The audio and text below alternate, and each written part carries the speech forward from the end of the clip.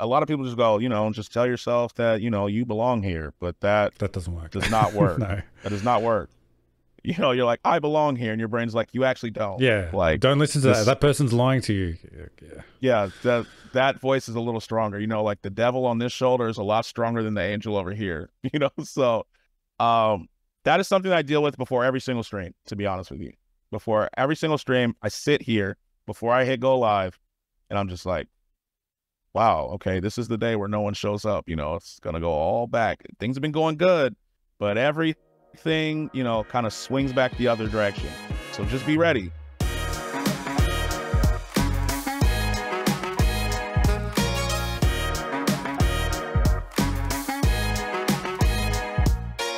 Hello, my name is Minges and welcome to Unfiltered Conversations with Creators. On episode 18, we'll be talking to Skratsx. An immensely talented creator, Skratsx talks about building his tight-knit and rapidly growing community, how he's gone viral in multiple videos, and how he plans on making content creation his full-time career in the future. All of Skratsx socials will be linked in the description, so go check him out. And if you enjoy the podcast, please consider leaving a like and subscribe for more conversations with creators. So I wanted to ask you straight up, have you ever had plant-based chicken? Or like a vegan chicken?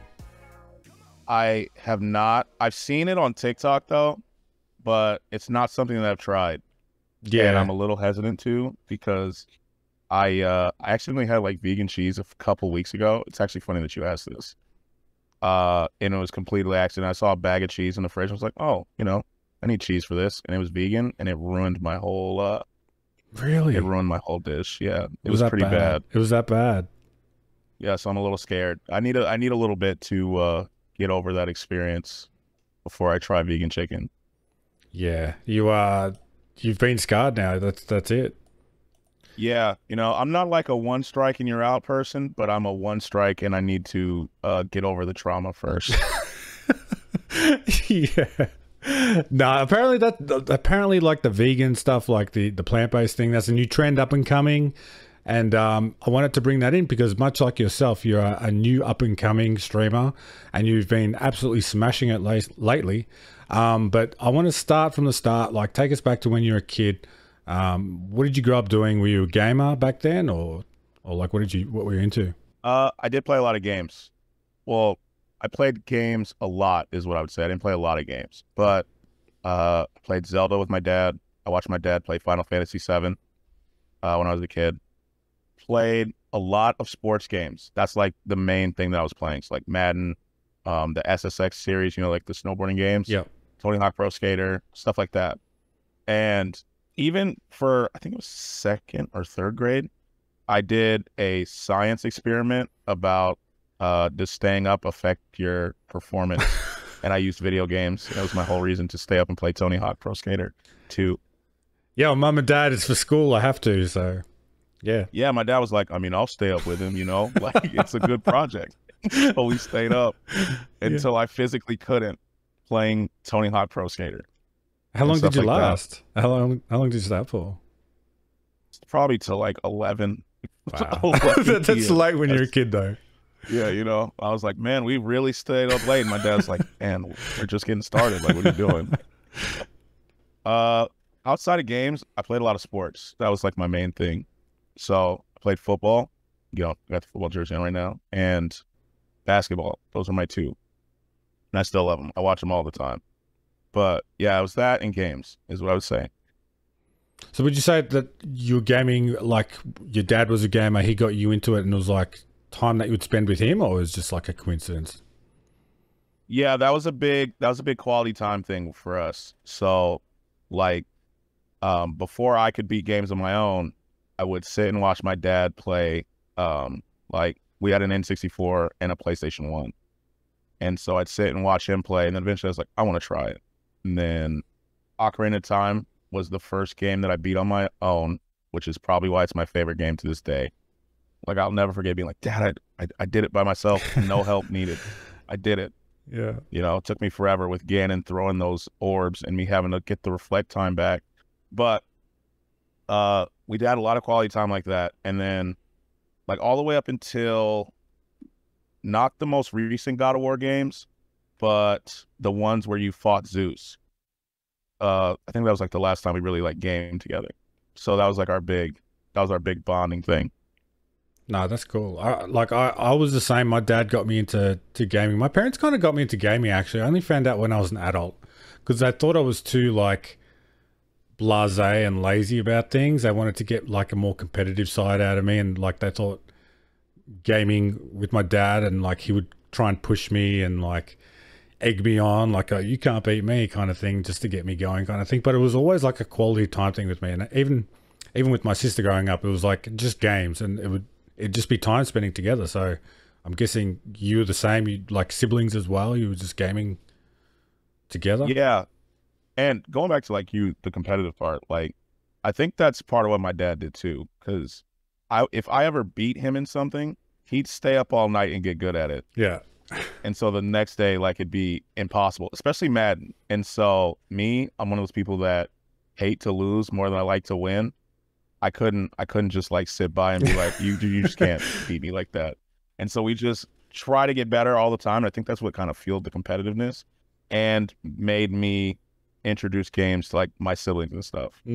Like Lev, Lev, she would sit and watch me play games. And then eventually she's like, I want to try. I think her first game was Overwatch, which is besides the Sims, like outside of the Sims, like her first competitive was Overwatch, I think, which is explains a lot. Crazy. Yeah, that's a interesting first, and my brothers, they're like 11 13 years younger than me, so that was our way of spending time, because like obviously there's not a lot that you can do when there's that big of an age gap. And so we'd play games, sit, talk. Games, anime is what we kind of bonded over, and I kind of made them like what I like so that we could bond. Yeah. You don't want to watch what they're watching. You're watching what I'm watching. Exactly. Yeah. How did you get into making TikToks? Because I know you started TikTok well before you started streaming. I think it was like December 2021 or September. I saw your first TikTok. Yeah, it's been a while. So I've been actually making content on the internet since like 2013. Oh, wow. Ish. Yeah, like when YouTube first started, I'm dating myself as an old man here. When YouTube first started, I had a video go viral for the time in which me and my friends did the Crank That Soldier Boy in front of our middle school. Yep. Infamous. And that got like about 100K before it had to get taken down. And then I stopped, obviously, because my mom was not happy that I was making videos showing my middle school. And so I started making content again in 2013, doing like the talking head type videos where I just kind of cut all over the room to try to keep attention. And I went viral a couple times. And then I don't remember why I stopped, but I stopped for a while. And then Lev was like, every single time you get viral, you don't follow up on it. You just stop. And I was like, it's because I don't have ideas. I don't. I have no ideas. And so then we were talking, because I had the very first TikTok I posted was probably like within the first 3 went viral. And it was about like what I deem now hilarious middle school story about how my school gave me a check in front of my whole school saying my family wouldn't have had a Christmas. And it's funny now, but it was not funny then. And I posted about that and it got like 4 million views. I was like, maybe this time I will actually follow up on this. And I did. And that's how I got started with TikTok. And then it just became something fun to do. And now I try to do it. I try to do it every day. It's difficult, but I try to do it every day still. I went back and looked at that. It's at 4.3 at the moment. And you did follow up, because even like across like the next 3 or so videos, you got another 500K accumulated. It was just like answering questions in the comments as well. You're just following up on what people are asking you. Yeah, I think the cool thing is like it gives me an easier way to talk to people quickly. Whereas like if it was a YouTube video, I'd have to sit down, talk, I'd mess up a bunch, and then I'd have to edit all those out. Whereas I think the follow-up, I'm just walking. Yeah. I'm just talking randomly, yeah. You're just out there walking. And even the one that went viral, it's not even like a crazily edited video or anything like that. You're literally just sitting there with like the text on the screen, and it just took off. It's funny what blows up on TikTok. You could be like, I'm gonna put hours of work into this. I'm gonna have like the coolest stylistic edits. My audio is gonna be crisp, and then it gets like 200 views. And then you just like, I'm gonna just take a picture and then put some text up, and it blows up. It's so funny. Never know. It's so funny, and it can be demoralizing too sometimes. I mean, when you put a lot of time into something and it doesn't pay off, but the one that you thought, oh, I'll just chuck this up there, and it does really well. Especially because you tend to psych yourself up when you put a lot of work in. You're like, this is the one. Yeah. This one's going to blow up. This one's going to hit. And it's going to go crazy. And you go to sleep and you're like, I can't wait to check the views in the morning. And you check and it's like, 200. Exactly what I was aiming for. Yay. Love it. Yeah. Love it. So were you watching streams? Were you aware of Twitch back then, or was it not something that really interested you? Because you mean you're making videos since 2013. I mean, you obviously knew people in that space. Yeah, so I was big on YouTube for a while, like just watching YouTube. So I was watching Phil DeFranco, still do. He was like the first YouTuber I ever watched. I was watching a lot of like the vlog style content at the time. So like Shay Carl, not Roman's Atwood's like one now, but he was doing pranks and stuff. But stuff like that. The Vlog Brothers, so like Hank Green, John Green, I was watching their stuff. And then I was like tutoring at a school in 2016, I believe. I think I've been on Twitch since 2016, 2015, 2016. And my friend showed me Tim the Tatman. And he was like streaming live. And the first stream I saw, he was like it was Halloween. He had a bunny onesie on. And I forgot what mask he was wearing for Halloween. And I was like, what is this? And my friend was like, yo, he's funny. He's like really funny. And he just talks to you in real time. And I think that's also what got Lev into Overwatch. Now I'm thinking about it. It's Tim's fault. Yeah, it's Tim's fault that she's in this toxic relationship with that game. But so I was like, he just sits there and he talks and he's like, yeah, that's what he does. And then he plays games later.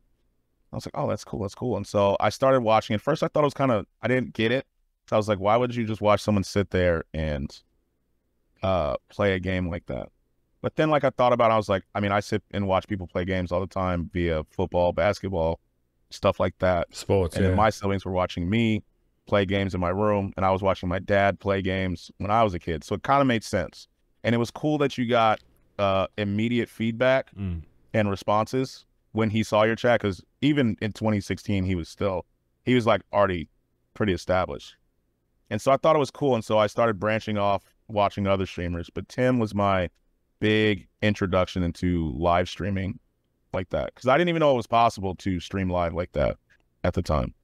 Yeah, I feel like it was one of those things that very niche. Like even now, I don't know how mainstream streaming is to people who don't know about it. In Australia, I feel like it's not as big, but yeah, definitely back then it was kind of like just new, and Tim was one of those names that just seems like everyone knows who Tim the Tatman is. Yeah. Tim, I don't know how people found out who Tim is, but like I'd go on other streams and I'd hear his voice. I'm like, wow, there's Tim again. And then I'd see like a YouTube video of someone playing. I'd be like, okay, Tim's here too. And then he'd show up on my suggested feed, and then I see like YouTube videos and stuff. And I was like, huh, he's pretty big over here. And I do think it's still niche though, because I know like the number one job, not number one, but like one of the top jobs kids want to be is a YouTuber. And I don't know if they just like all encompass all social media stuff like that. But I think it's still pretty niche. I don't think a lot of people know necessarily about it. Like there's a lot of accounts on Twitch, obviously, but if you compare that to like how many people there are, it's still pretty niche. Yeah, for sure. So how did you get started? Did you watch Tim and you're like, I want to do that, this seems cool, or did someone push you to start? It wasn't Tim, because I watched Tim for a while. It was Lev and my brother JJ, who also streams on Twitch. They were like, you should do it. And I was like, I don't know. I don't know if that's really like my thing, you know? And they're like, no, you should just give it a try. And so I wasn't going to. I had my MacBook, and that's all I had. And then eventually, like for Christmas, my siblings all put together a PC for me, and they were like, now you actually have to stream. We put money in this. Jeez. And I was like, oh, okay. So I said I was going to start streaming on January 1st, and then I didn't. because I psyched myself out. I was like, I don't know if I can do this. I don't know. Because I'm someone who I would like it to be perfect, but my ADHD stops me from getting the perfection things done. So I kind of put things off. And then one day I was like, you know what? I'm just going to do it. And I got on, and January 12th is when I started. And it was a 2-hour stream. And I had shield mode on the entire time. So no one was able to chat, talk, or anything like that. Not that there was anybody there except my bots anyway. Yeah. But, you know, and that's pretty much how I got started. And I've streamed literally every day since. I don't even know what shield mode does, to be honest. I've accidentally turned it on and just turned it off again straight away. I have no idea what it does. I don't think it's... Yeah, shield mode stop people from being able to talk. You can't even go like emote if you have the settings. I had everything where you couldn't do anything. So you couldn't put a smiley face. You couldn't like put a cap emoji, none of that stuff. All you could do if you wanted to was follow, but you can't talk. Right. And I had no idea until after I finished streaming that it was on. And I was like, oh, what is this?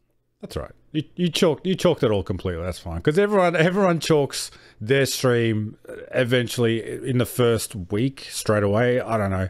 Yeah. It's either camera, audio, or like you said, there's technical errors. There's the shield mode. Yeah, now. I like to say you're not a real streamer if you don't have technical issues. Oh, yeah. Like, you're just not.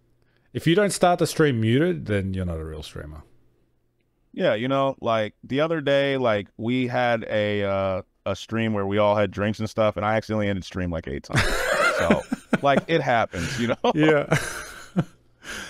So, all right. So how much time did you set aside for this? Did you plan ahead, like, I'm going to allow this many hours, or I'm just going to go live and see what happens? I just kind of went live because I was like, I don't know if I can stream for very long. I just don't think I have it in me, especially if there's nobody in here. I don't think I have it in me. And so my whole goal, because I did research, I listened to people on TikTok and YouTube.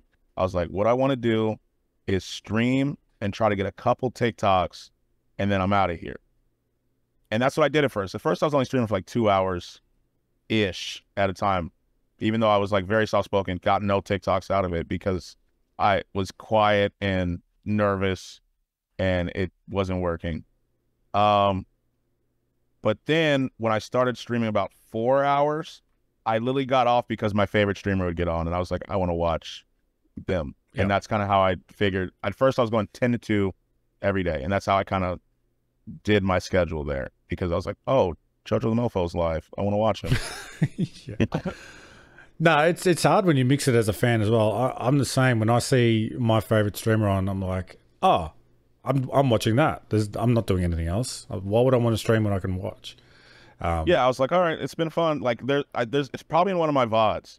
I'm streaming. I'm like, oh, this is fun. And I look down on my phone, get his Twitch notification. I'm like, all right, guys, good stream. See y'all. Peace out. Thanks bye. for watching. See ya. Nah, man. That's funny that you say that though, because I feel like you're pretty good in front of, like, pretty good. You're very natural in front of the camera and engaging with the chat. Like, the way I've watched you over the last few months is just you make sure you read every bit of chat, and you're very engaging with everyone in the community. Yeah, that was my goal. So at first I was just nervous, right? Because I was like, everyone psychs themselves out. It's kind of like, we had this talk in chat yesterday where someone was like, oh, I kind of want to do a podcast, but I don't know what to say. And I was like, you're literally a streamer. You talk the whole time. And so it was just kind of getting used to talking like that again without seeing feedback immediately was what made me nervous. So I had to like just keep talking, figuring out what to say. But as people started coming in, that makes it easier because I can talk to somebody. And as long as I can keep reading a chat, like, my ADHD will take me wherever it needs to go. And I was really intentional about wanting to read chat because Tim said it about his start. He started streaming because he was a Soda Poppin' fan, and Soda had many people in there, and he couldn't always see the chats. Like, he wouldn't read them all. And so he started streaming. And I wanted to stream just so I could talk to people. Like, I've said it, like, there were times where I wasn't talking a ton in my real life, and I just wanted to talk to people. And I was like, the internet's a great place. And I feel like it's just more personal to talk, if that makes sense. And so I was very intentional about branding myself around me and the community aspect instead of what game I play. Yeah, you've got that flexibility now where you pretty much play almost a different game or do something different on stream every time you go live, even multiple different things in a stream, and it's not completely based around what you're doing. It's just you and the community that you've built now. Yeah, we kind of just go where the wind blows. You know, someone will say something and we'll be like, oh, let's check that out. And then we'll check that out, and that leads to another tangent, and that leads to another tangent. Then eventually we'll play a game for like 20, 30 minutes. And then we're like, oh, what about this? And I'll pause the game and we'll go back over, and people will come through. Like right now I'm playing Red Dead, and people will come through and go, this is not Red Dead. I'm like, yeah, I mean, it's up, like it's open. So I'm not lying to you. We just got distracted. You know, that's kind of how it goes around here.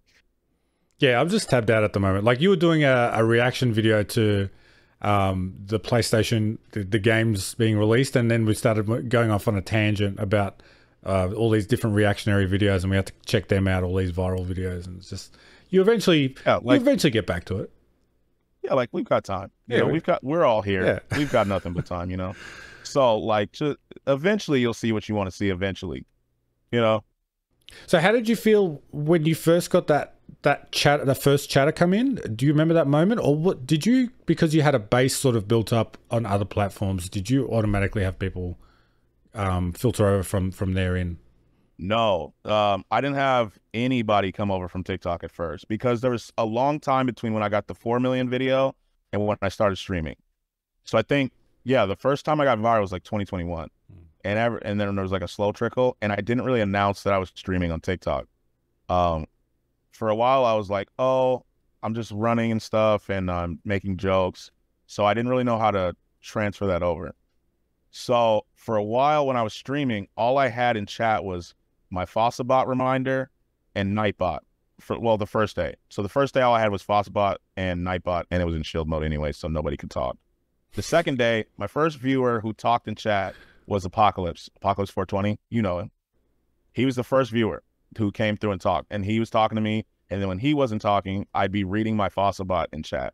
So it would pop up with that, hey, are you enjoying the stream? Make sure you follow and hit that noti to know when I'm streaming. And that is literally what I would read. I'd be like, thanks, Fossabot. Yeah. Good reminder. And that is literally how I kept myself entertained and engaged. And then slowly but surely, people just started kind of trickling in. I got my first raid by Darls. That was pretty cool. I didn't even know. I knew what a raid was, but I wasn't aware of what my notification was for it, because I had messed with it. And so I heard the sound. I was like, what was that? And then all of a sudden I just see Darls raid. And I was like, oh, that's cool. And it was like, so I went from 1 viewer to 5 viewers at that time, which was cool. That's huge. And then, when you got one person in there. Yeah. And then I was like, wow, there's 5 people in here. And I remember in the stream, I was like, yo, that's cool. You know? And then slowly but surely, I started taking clips of what people would say to me in chat. And I decided to go live on TikTok from my phone, because I forgot that I had the ability to. And so a lot of the early TikToks were me talking to TikTok instead of like chat, because there wasn't a lot of things happening in chat. So I'd be talking to TikTok, and TikTokers say wild things. And so I clip that and then make TikToks out of it. And then people would be like, oh, you stream and stuff like that? And I'd be like, yeah. And then I made one where, because I didn't have like a whole lot of gear, I had my PC and I had to figure things out. So I was like, I might as well tell people what I use. And then that one went kind of crazy. And that's how I met a lot of the stream friends that I have now that are like regulars, and like I go to their stream and stuff like that. Yeah, I know exactly which one you're talking about. It was just like a flick through of a few pages of the different types of free software that you can use as a small streamer that anyone can just go and grab. And I think that went huge because it had like thousands of bookmarks on it. So it's like people were saving that for later. Yeah, the bookmarks and shares are crazy on that one. Yeah. So it was it was like a very helpful, informative video, and just like it just hit the algo. Yeah, and it worked out because I met some of like my very best friends now because of that video. And like we all talk, and we talk about more stuff than stream, but like we have groups where we're like, yo, how'd you do this?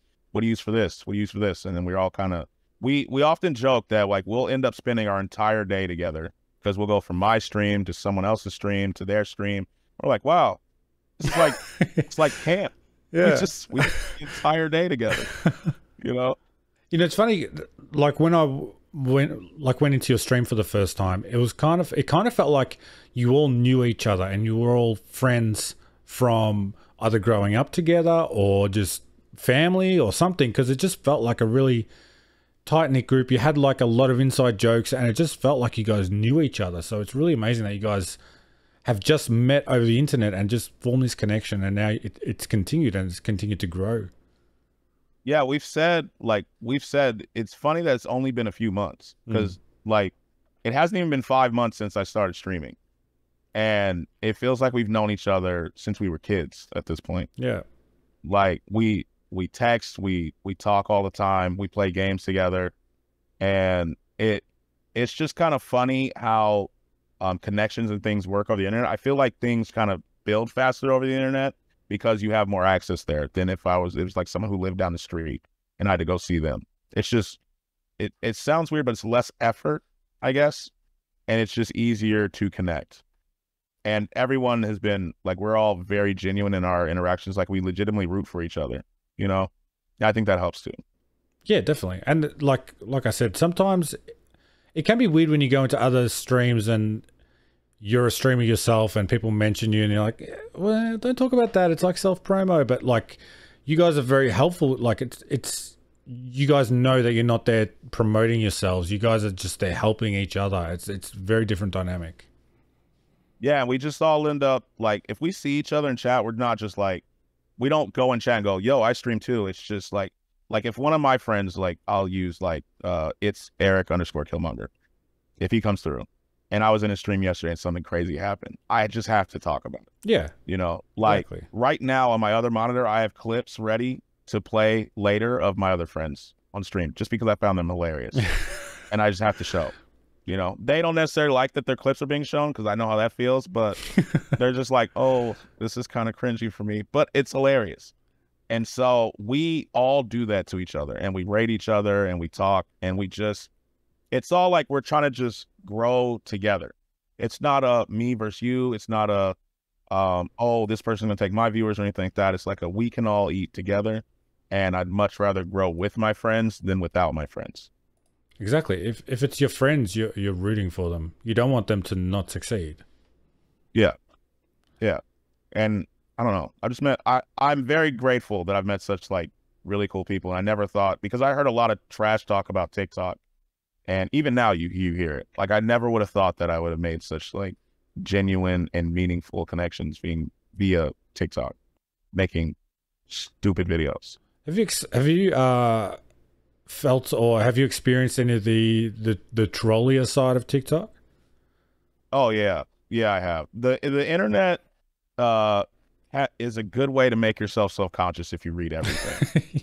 You know?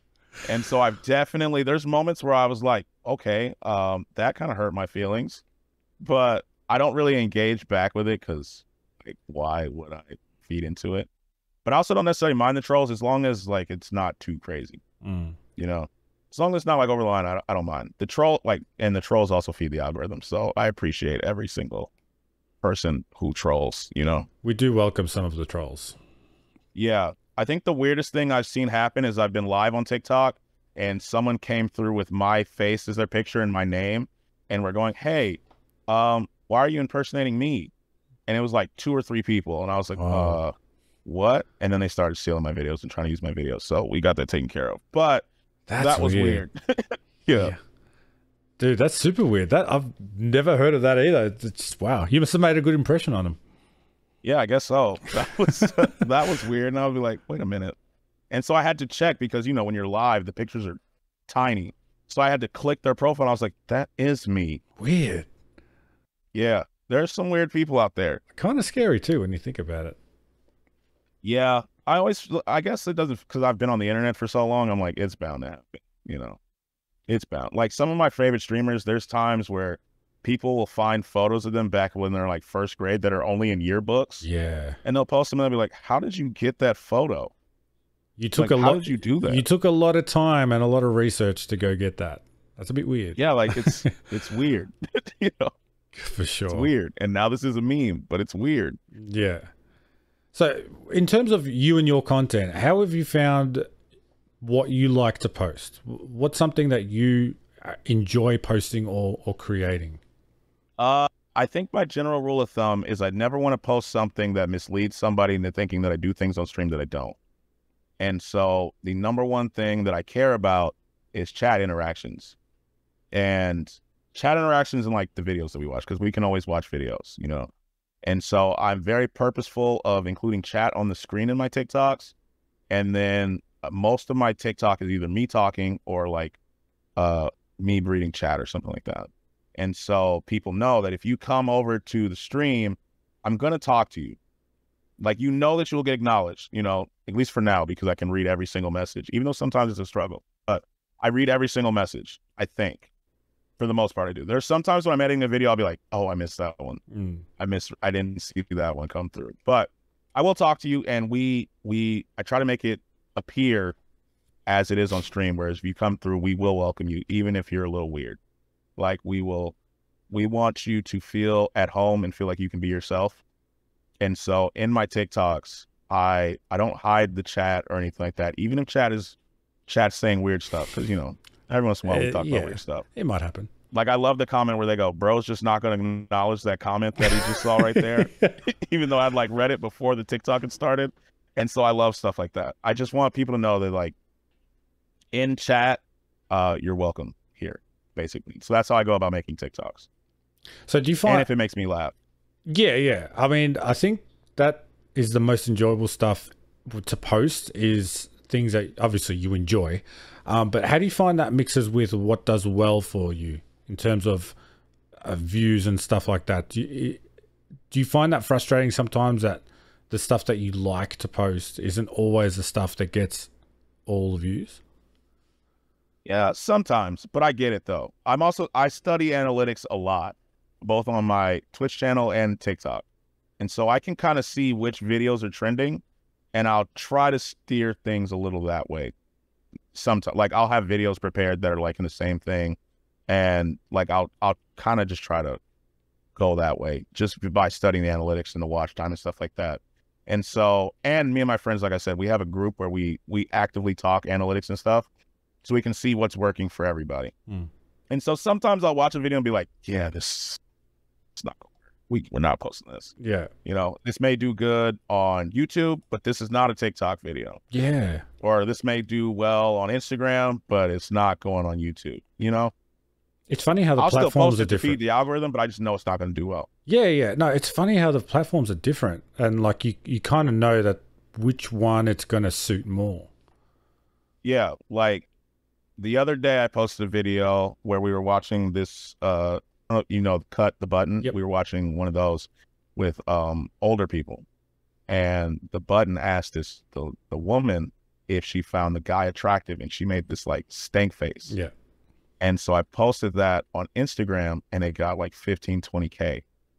But on TikTok, it got like 100 views. You know? And so wild. I'm always very fascinated as to how the algorithm works. YouTube seems to be the more consistent one, because people just kind of subscribe and it caters to the subscribers seeing it. But like TikTok, I've realized, like, that's why I don't care about follower numbers really on TikTok, because it's not like your followers are seeing your video first necessarily. Yeah. It just kind of throws it out into the ether, and what happens, happens. I know you said you look at the analytics a lot. Do you concern yourself with them, or do you just use them as a guide? I just kind of use them as a guide. Sometimes I'm like, oh, how did this go? Right. So I'll look at that. But I don't obsess over it too much. I feel like if you obsess over the analytics, you'll stop making content that's true to who you are. I don't want to make it a crutch. I just kind of want it to be like, you know, in Hogwarts Legacy, where you're lost and you just cast that spell. I forgot what it's called now, and it shows like the light wand. That's when I kind of use it. Like, if I don't know what I want to do, I'll just go look real quick. Yeah. And on Twitch is something I kind of obsess over, in that the main analytic I look at is chat interactions.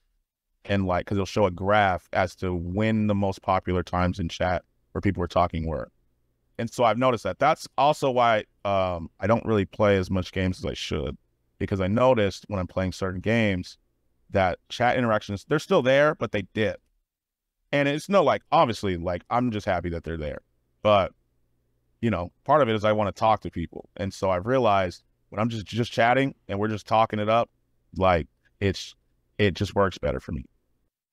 I think it's a more fun experience for us all. Yeah, it's funny that obviously people watching you play a game will get locked into what you're doing as well. Like they're involved in what you're doing, but when it's just chatting and people feel like they can get their chat message read, they can have their say in whatever's going on. Yeah, the numbers would definitely be spiking, and I mean, if you're watching the analytics, and you know that for sure. Yeah, and I think that it makes it feel more personal when we're just sitting here talking. Like I start the stream off without doing anything. I just sit there and chat, and we just talk for about an hour to an hour and a half. Sometimes longer, but usually about an hour before we move on to anything else. And I'm not saying like everything I've done is like formulated, but I've kind of thought through how I go about things. Even the games I play are formulated to where people would want to talk about them. So like, because I played a lot of sports games as kids, I play a lot of games that I missed out on now. So when I first started and people started coming through, I would ask them what their 10 out of 10 game was, like what their absolute favorite game was. And if I hadn't played it, I'd put it in a list so we can get to it. And what I noticed is when I start playing those older games that people thought were 10 out of 10s, it's always my first playthrough. I don't really play the game a second time on stream. People will come through and they'll be like, yo, this is your first time? I can't wait for you to get to a part, because, if you spoil it, like, I'll be mad. So they don't spoil it. They're like, I cannot wait. And sometimes they want to help you through. If there's an Easter egg, they'll be like, yo, make sure you're paying attention to this part. Don't read chat right now. Pay attention. This is cool. And stuff like that. So everything I do, whether it's looking at analytics, whether it's planning what I'm going to do on stream, is geared towards chat interactions and making sure that we are all vibing. Well, whatever you're doing is working, because the growth that I've watched from you the last few months has been very, very solid, and I'm very impressed with the way things are going for you right now. I'm rooting for you, because you're hitting some really good numbers, man. I know numbers aren't everything, but just by being in there and the interactions, like you said, it feels like everyone is really into it and really like engaged in everything that happens and with each other. Yeah, seeing the growth has been both overwhelming and humbling. Like I try not to look too much at the numbers, but like every month we'll set a goal. Like I'll sit with Chad and I'll be like, all right, what's the goal for this month? We'll talk it over. And we have not had a month yet where we have not hit the goal, which is insane to me, especially because I fully expected to be sitting in chat with just like Lev or my brother in there, while they're doing their other things. So I have 2-3 viewers in there. And the fact that people like come through and they watch, like I feel like I tell chat all the time and I feel like a broken record, but the fact that they sit there and they watch stream and they talk with me is really cool. And like, I tell them I love them all the time, because I legitimately do. It means the world to me. And just the fact that like 4 months in, we're like hitting the averages that we do now, it's just mind blowing. So I find that interesting that you set goals with the chat. What kind of goals do you look at? We'll go average viewers. We've done that. We did a sub goal, stuff like that. Hours stream, like how many hours do we want to stream, and stuff like that. We set, like, almost everything I do is almost a community thing now. Like the tier list things that we're doing now, that was a community thing. We were like, yo, which tier list do we want to do and how do we do it?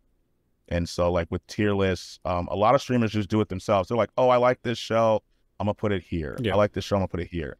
Whereas me, like, we vote on where it goes. And so we put the battle music on, we put a minute timer for each thing, and we vote, and wherever it goes, it goes. And sometimes, people aren't happy with where it goes, but it's democracy. That's what happens when you vote. It's the only fair system. Everyone votes. You have your chance. You have a full minute. If you miss it, you miss it. If you don't, you don't. And so, stuff like that. Like, what kind of content we want to do? How do we want to build a Discord? What kind of stuff do we want to do in Discord? Collabs. What games do we want to play on collabs? Everything like that is community driven. Like, obviously, I'll be like, I'm not doing this. I'm not doing this. So within these choices, what are we doing? And I think that's helped. I think that's helped a lot. Yeah, and that makes people feel part of it too, because they're obviously involved in the decision making. They're involved with the games themselves. It's all community building. It's all very, very networked, and it's like you're building the roots of a very solid community. I'm very, very impressed. I appreciate that. Yeah, I want it to be, like I said earlier, I want it to be a place where people feel like they belong and they can be themselves. And so their input means more to me than me just playing a game or anything like that. I really genuinely want people to have fun and to feel welcome. And so like when we voted on channel point sounds and stuff like that. And so we have a big one when someone follows, we play the one of us sound. So that when the new person comes through and they follow, I always go, you know what that means? And then they try to beat me to redeem the sound while I'm looking for the sound because I've been lazy and haven't set up a soundboard yet.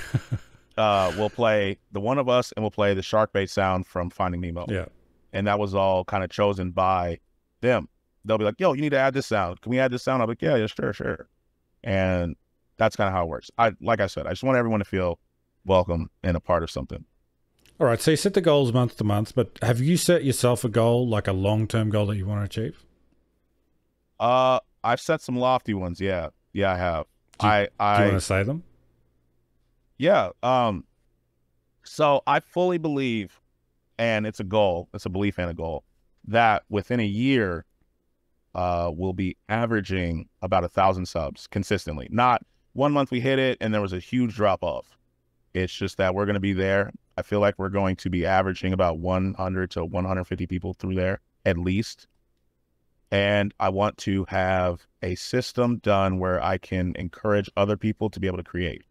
So like whether it's paying artists to do stuff that's community driven, whether it's like having a stream community, which we're working on, just stuff like that. I want to have an environment. My whole mantra since I've been a creative on this planet is I want to make cool things with cool people, you know? And so hopefully, and my goal is to have stream be able to drive that vehicle.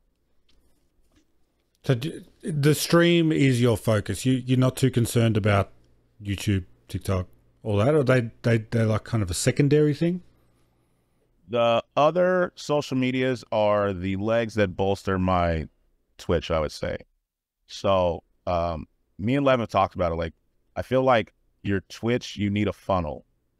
And so the funnel to my Twitch is TikTok. YouTube and stuff we're still kind of working on, especially when it comes to video editing, because it just doesn't, it feels like there's not enough time in the day to do the edits that I would like.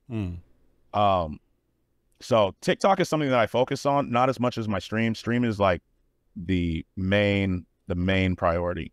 And TikTok's like 1B. Like I will record reaction and stuff for YouTube, but it takes forever. It's too long. Like we can make a 5-minute video watch party into like an hour and a half. So trying to pare that down is becoming a bit cumbersome. But if it's good on stream, I don't care whether it's cumbersome for YouTube or not. You know? Yeah. The live experience is much more important to me than the replay, ultimately. Yeah, 100%, especially if that's your focus. But so you do everything yourself, the editing. Yeah, right now it's all me. Yep, it's all me. I'll ask for tips and stuff, but it's all me. Have you like been self-taught on that? Yeah, so I used to edit videos obviously because I was doing YouTube and stuff. And one of the bigger YouTubers I watched, which I forgot to mention, was Casey Neistat. And like, remember when he first came through, his editing style kind of took off. And so I took like mini courses on how to do that. And right now I'm learning new editing software. So that's becoming a thing. I'm trying to become a DaVinci person, which is difficult because it looks overwhelming, but we're getting there. But I used to actually edit videos and stuff for like my mom and for the schools and stuff that she was working at. And so I've known how to edit for a long time. It's just applying that in a timely manner. Now, so do you schedule your time? Do you stream for as long as it feels right, or do you give yourself like a set time and schedule editing time and anything like that? I wish I was better at scheduling. It's one of my biggest weak points as a human is I'm not very good at scheduling things. If someone schedules something for me, I am very good at sticking to that schedule. But if it's just me, I kind of go where the wind blows, unfortunately. And with stream, I've tried to schedule it, but I've realized that time flies faster than I'd imagined to, and we don't get to everything that I wanted to get to in time. So stream, like lately, I think we've been averaging like 6 to 8 hours of stream. Yeah. You're in the full-time hours now. With occasional one. Yeah, so it's been like, let me look. I think this month alone, and the month isn't over, we streamed almost 200 hours. Yeah, that's crazy. Yeah, it just kind of goes, you know. I wanted to ask you. Yeah, right now. Yeah, go ahead, sorry. Oh, wait, what were you going to say? No, I was going to say, is this your full-time thing now? Is this your main thing in your life? The main job, the main income for you? No, this is still secondary. This is still secondary, and you're putting in all these hours. That's crazy. Yeah, we put in, so the month isn't over, and we should put in 179 hours right now. That's for this month. That's a lot of hours. Yeah, and so then I get off stream, I do the day job, I edit, I look for TikTok, I look through all the clips because I clip everything myself. It's just a habit for when I wasn't having viewers in. I clip everything and I look through them to see what's going to go on TikTok and everything like that. So do you foresee yourself getting a team around you, like a content team, editor, manager, all that kind of thing? Or is that something that you haven't even considered yet, if you're going to be going for that longer term goal? It's a dream. I would love to have a content team. I feel like that would free me up a lot more to be able to do more things that I want to do, especially an editor. That is like that's my dream. An editor would be great, especially because I started a VOD channel, which is cool because I like to look back and VODs expire on Twitch. So I started a VOD channel, but you know, on stream, the copyright stuff comes through and I get the notices that the video's blocked because of copyright. And I would just love someone who could just take care of that for me, right?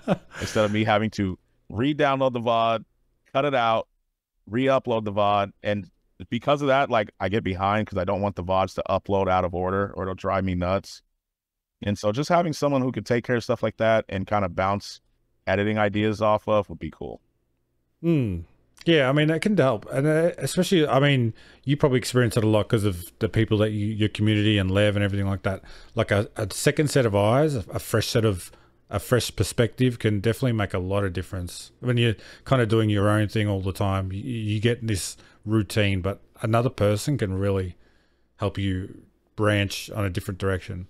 Yeah, I think the second pair of eyes would be good in that, like what you said, like having to bounce ideas and stuff off of. But it's also another way for, like, sometimes I feel like when you're just looking at your content, you're like, this is not very good. You know, like, I don't know why people watch. I don't know why. Like, this is not very good. What are we doing? And someone can like point out the strengths and the weaknesses rather than like some random commenter who you're like, that actually kind of hurt my feeling. It'll be someone like you trust, you know? And so I feel like that would be very beneficial to me. And they would help me keep me in track with the video instead of me just kind of being like, oh, this part was funny, I'm keeping all this and keeping all the unnecessary stuff through it. Has that mental side of it come through to you? Like you kind of feel like, what am I doing here? I'm doing this for what? Like any kind of struggle like that? Because I know a lot of creators I've spoken to, there is an element of that always seems to appear sometimes. The biggest mental hurdle that I have, like I haven't experienced burnout at all, which is crazy to me because usually way before this, I get burnout. And probably because there's something new every single day, which stops that. But the biggest mental hurdle that I've had is the imposter syndrome. Like that imposter syndrome hits. Like, I don't know how to stop it. I've talked with countless people. And that imposter syndrome just hits a little different, you know? And I think it's something that everyone goes through. So we have that in common, but, a lot of people just go, you know, just tell yourself that, you know, you belong here, but that doesn't work. Does not work. No. That does not work. You know, you're like, I belong here. And your brain's like, you actually don't. Yeah. Like, don't listen to that. That person's lying to you. Yeah. That voice is a little stronger, you know, like the devil on this shoulder is a lot stronger than the angel over here, you know? So, that is something that I deal with before every single stream, to be honest with you. Before every single stream, I sit here before I hit go live and I'm just like, wow, okay, this is the day where no one shows up. You know, it's going to go all back. Things have been going good, but everything, kind of swings back the other direction.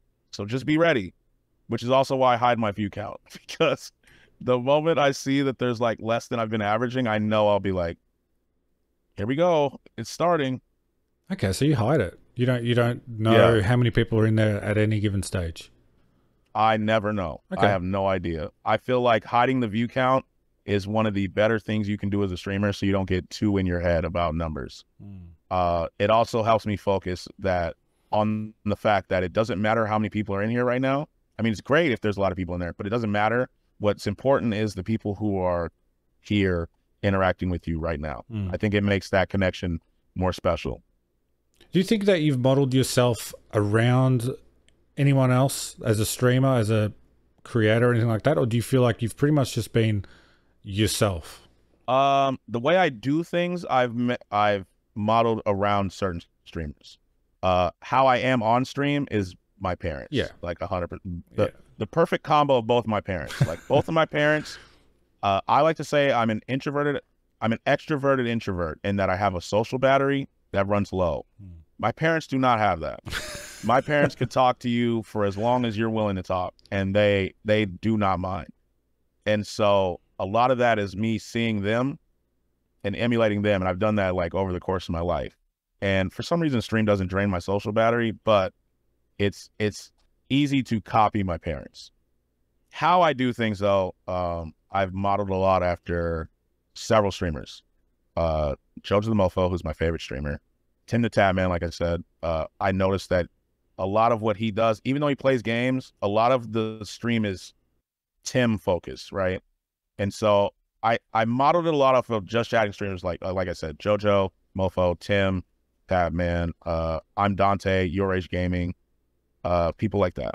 No, I like it, man. And it's all people that are engaging too. I mean, there's nothing wrong with people who want to be, you come here to watch me play this game and I'm focused on the game, but there is that other side of it too, where people come to Twitch sometimes because they want to chat and communicate, and you offer that, and you're offering it at a very high level, man. I can't understate enough how good you are at streaming and engaging with chat and being a community driven person. It's like, it's so impressive to me. I had to get you on here, man.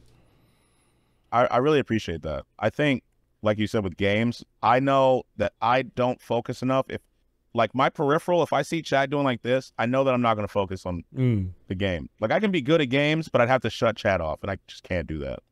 And so I was like, I'd much rather not try to be the best at a game and just talk. Because if there's one thing I can do, it's talk. And with gaming prices going up, just chatting is always free, free 99 if you want. Yeah, we can't be turning the shield mode back on and shutting all the chatters out of the stream. Exactly. I feel like without chat, it's not worth it. It's just not. How have you felt like it's pretty hard to engage with chat while you're playing a game? Like always looking over, and like you said, you see that scroll a little bit, and you're just like always distracted, kind of looking over all the time. Yeah, luckily with story games, I can pause it literally at any moment. That's so the I benefit. Can keep a peripheral. Especially with games like I'm playing Red Dead. I think I said that. But like right now I'm playing Red Dead Redemption, and there are long stretches in which I'm just riding my horse. And so I won't fast travel. I will just ride the horse and talk with chat while I'm riding the horse. And if a random interaction happens, I'll do the interaction, and then I'll scroll back up and read every single message. Okay, good. Until we get back to the bottom, and then we'll just keep going.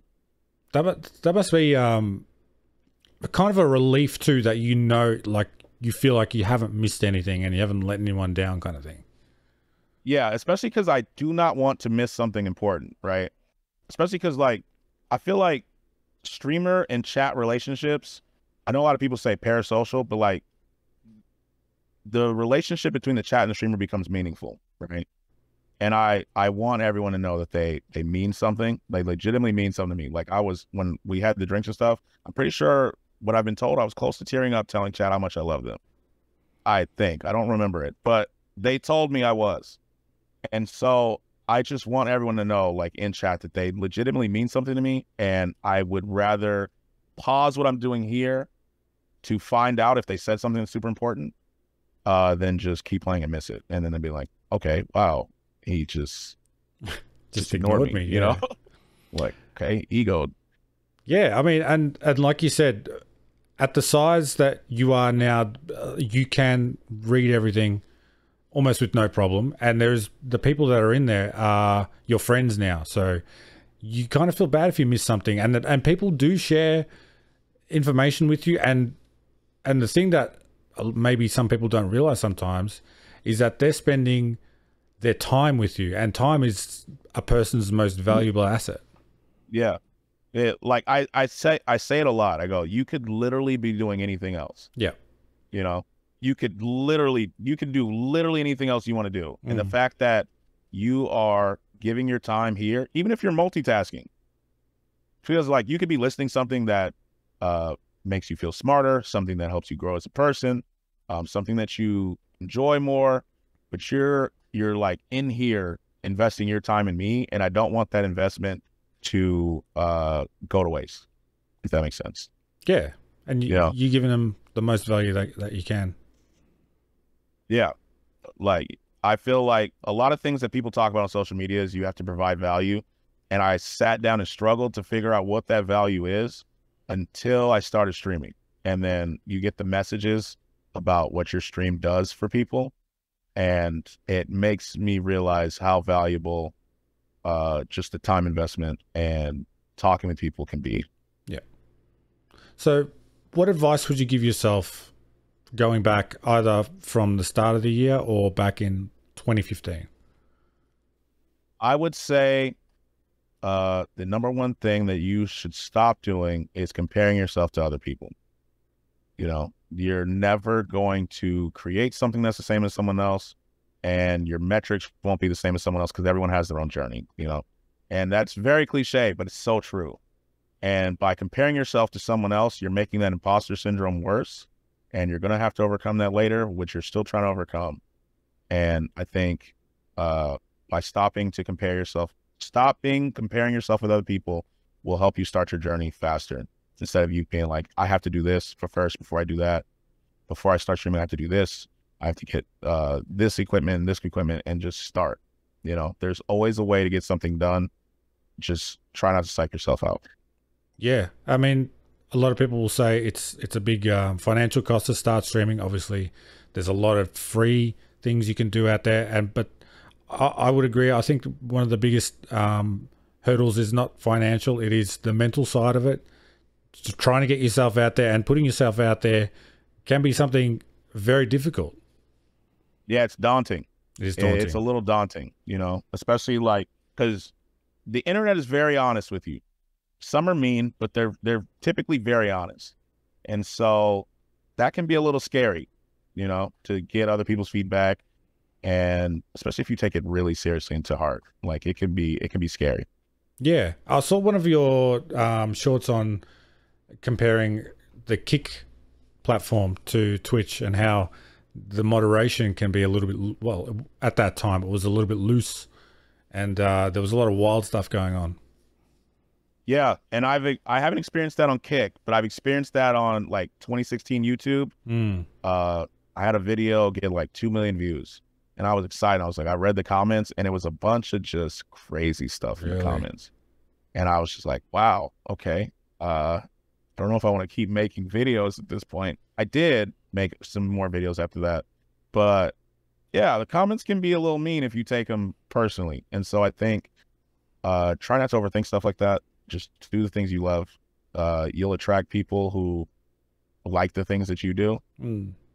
Yeah, like, you don't have to cater your stuff to everybody. And so if you compare yourself to other people who have different audiences than you, you're going to be disappointed. Yeah, because the right audience will find you. Exactly.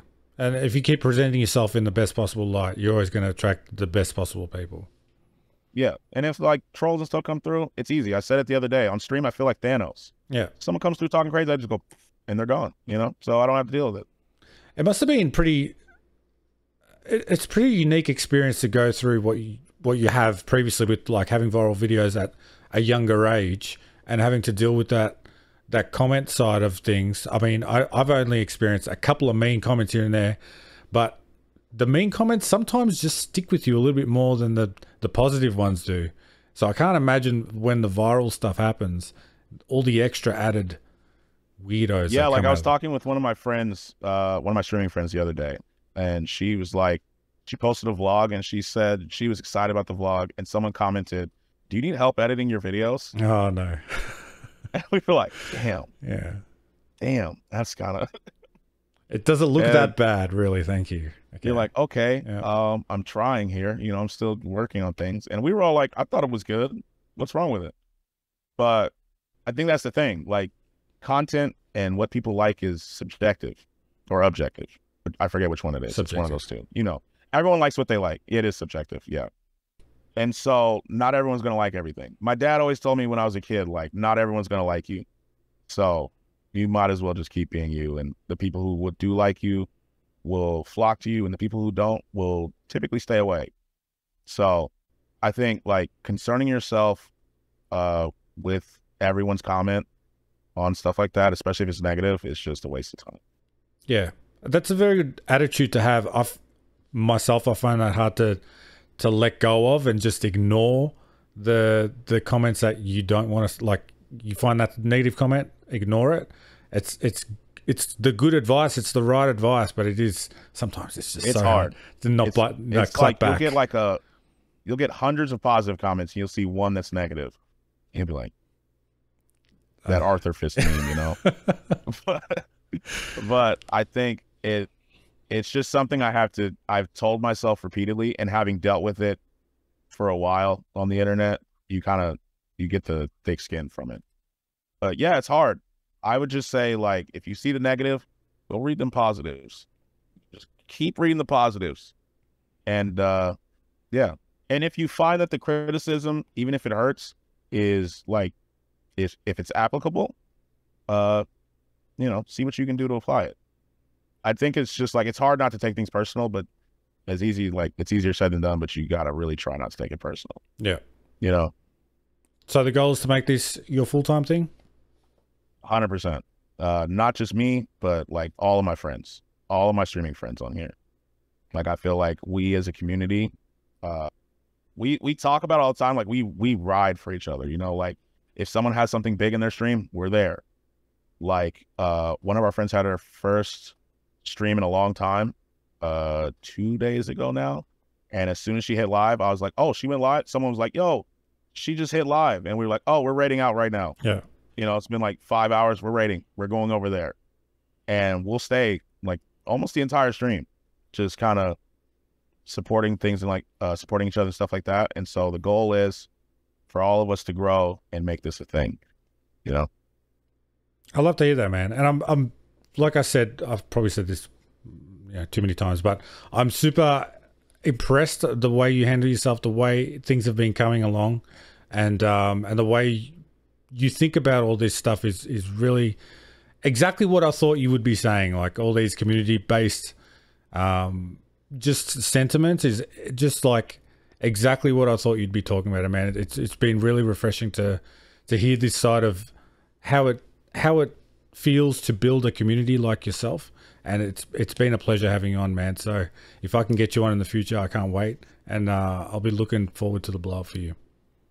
Absolutely. I appreciate you having me. Anytime you want me, I'll be here. Appreciate that.